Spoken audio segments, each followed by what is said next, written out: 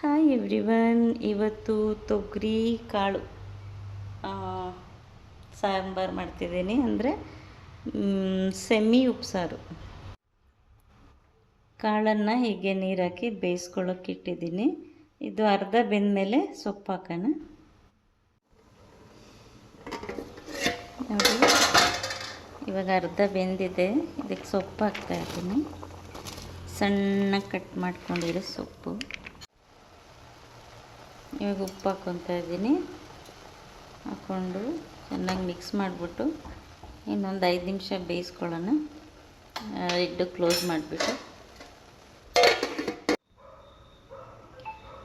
ಈರುಳ್ಳಿ, ಬೆಳ್ಳುಳ್ಳಿ, ಜೀರಿಗೆ, ಮೆಣಸು ಇಷ್ಟನ್ನು ಸ್ವಲ್ಪ ಆಯಿಲ್ ಹಾಕಿ ಫ್ರೈ ಮಾಡ್ಕೋಬೇಕು. ಮತ್ತು ಇದು ಹುಣಸೆಹಣ್ಣು, ಸಾಂಬಾರು ಪೌಡ್ರು ರುಬ್ಕೊಳ್ಳೋಕೆ ಹಾಕ್ಕೋಬೇಕು. ಬೆಂದಿರೋ ಸೊಪ್ಪನ್ನು ಹೀಗೆ ಸೋಸೋಕೆ ಹಾಕಿದ್ದೀನಿ. ನೀರೆಲ್ಲ ಹೀಗೆ ಕೆಳಗಡೆ ಸೋಸ್ಕೋತಾ ಇದೆ. ಇವಾಗ ನೋಡಿ, ಎಣ್ಣೆ ಕಾದಿದೆ. ಸ್ವಲ್ಪ ಇದಕ್ಕೆ ಈರುಳ್ಳಿ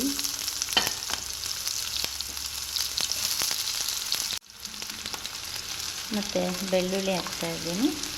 ಬೆಳ್ಳುಳ್ಳಿನ ಹೀಗೆ ಸ್ವಲ್ಪ ಕಟ್ ಮಾಡಿಕೊಂಡ್ರೆ ಅದು ಸಿಡಿಯಲ್ಲ, ಇಲ್ಲಾಂದರೆ ಎಣ್ಣೆಲಿ ಒಂದೊಂದು ಸಲ ಸಿಡಿದ್ಬಿಡುತ್ತೆ.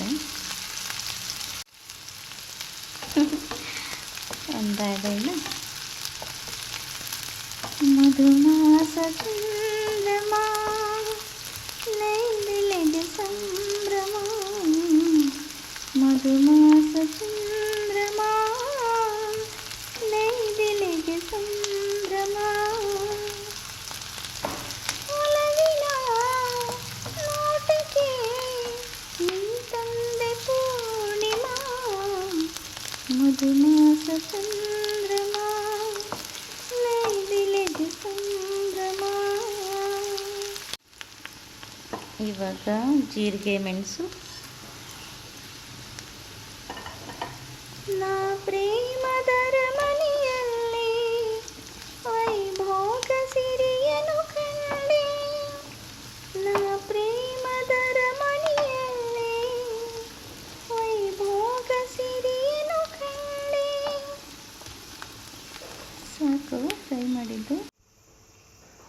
ಇದು ಸೊಪ್ಪಿನ ಪಲ್ಯಕ್ಕೆ ಒಗ್ಗರಣೆಗೆ ಈರುಳ್ಳಿ, ಹಸಿಮೆಣಸಿನ್ಕಾಯಿ, ಸಾಸಿವೆ. ಎಣ್ಣೆ ಬಿಸಿಯಾಗಿದೆ. ಸಾಸಿವೆ,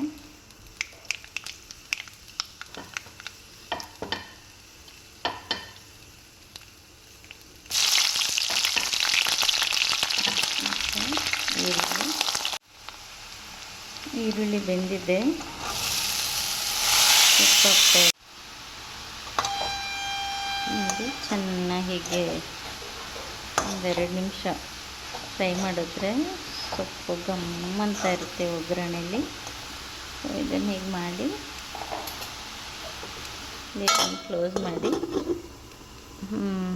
1-2 ನಿಮಿಷ ಅಷ್ಟೇ ಬೇಯಲಿ, ಆಮೇಲೆ ಆಫ್ ಮಾಡಿ. ಇದು ನೋಡಿ, ಹುರ್ಕೊಂಡಿದ್ದ ಮಸಾಲೆಗೆ ಸಾಂಬಾರು ಪೌಡರು ಮತ್ತು ಹುಣಸೆ ಹಣ್ಣು ಹಾಕಿ ರುಬ್ಕೊಂಡಿದ್ದೀನಿ. ಇದು ಕಾಳು ಬೇಯಿಸಿದ ನೀರು. ಇದಕ್ಕೆ ಮಸಾಲೆ ಹಾಕಿ ಮಿಕ್ಸ್ ಮಾಡ್ಕೊಳ್ಳೋಣ. ಎಣ್ಣೆ ಕಾದಿದೆ. ಸಾಸಿವೆ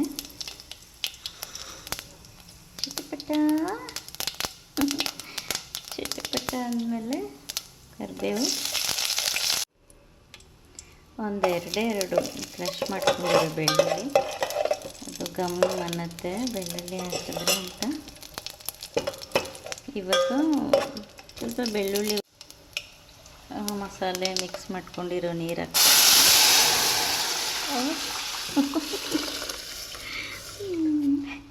ಇವಾಗ ಸ್ವಲ್ಪ ಉಪ್ಪು ಕಮ್ಮಿ ಅನಿಸುತ್ತೆ, ಯಾಕಂದರೆ ನಾನು ಕಾಳಿಗೆ ಕುದಿಸುವಾಗಲೇ ಬೇಯಿಸ್ಕೊಳ್ಳುವಾಗಲೇ ಉಪ್ಪು ಹಾಕಿದೆ. ಇನ್ನೊಂದು ಸ್ವಲ್ಪ ಹಾಕೋಣ ಉಪ್ಪು. ಇದು ಸ್ವಲ್ಪ ಕುದೀಲಿ ಚೆನ್ನಾಗಿ.